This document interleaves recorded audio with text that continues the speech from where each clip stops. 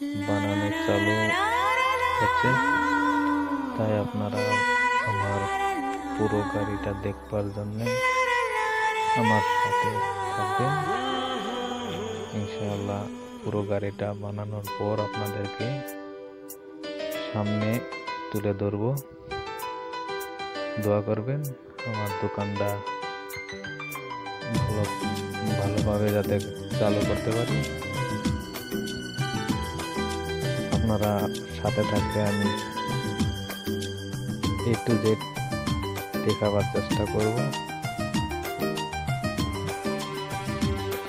আধা কাম করা হয়েছে, আরো